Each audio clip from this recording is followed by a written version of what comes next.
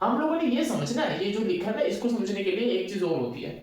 हमारा एक टॉपिक है, उस टॉपिक में क्या बोला जाता है कि भाई डोमेस्टिक जो इनकम है ना, जो डोमेस्टिक इनकम है, तुम उसे क्या करो, कन्वर्ट कर दो। कन्वर्ट कर दो किसमें? नेशनल इनकम में। किसमें? नेशनल इनकम में। वो ये कहना चाह रहे हैं कि भाई एनडीपीएफसी को तुम कन्वर्ट कर दो एनएनपीएफसी में।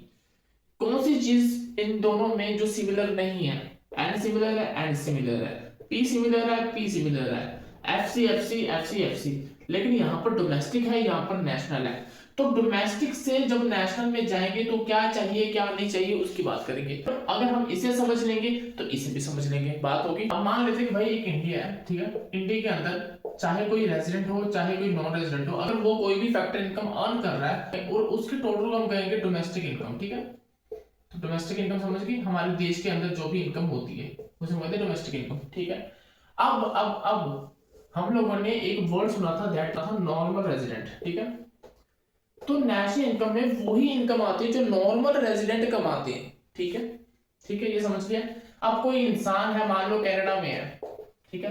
कनाडा में है, उसका इकोनॉमिक इंटरेस्ट रिलाई कहाँ करता है? इंडिया में करता है, ठीक है। मतलब हम लोग क्या बात करेंगे कि एक तो ये रेजिडेंट जो है और दूसरा ये वाला बंदा जो है, इसकी इनकम का जब हम ऐड कर देंगे तो हमारी नेशनल इनकम बन जाएगी, ठीक है। क्योंकि नेशनल इनकम में कैलकुलेशन सिर्फ नॉर्मल रेजिडेंट की होती है, नॉन रेजिडेंट की नहीं होती, ठीक है। क्योंकि भाई डोमेस्टिक इनकम, जितनी भी डोमेस्टिक इनकम है जो पूरे देश की है, उसमें मैं क्या करता हूँ, उसमें मैं ऐड कर देता हूँ इसे और माइनस कर देता हूँ इसे।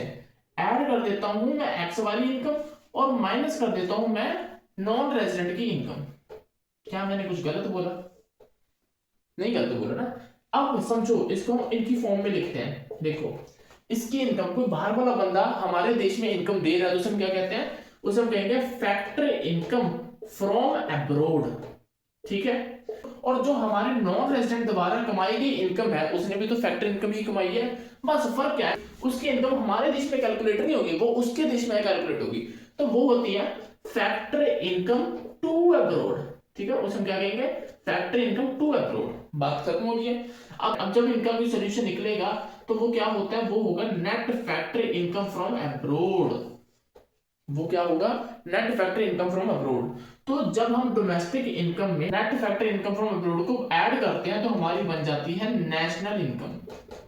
बात खत्म है, बात खत्म है। हमने क्या कहा कि डोमेस्टिक में जब हम net factor income from abroad को ऐड करेंगे तो हमारी नेशनल बन जाएगी।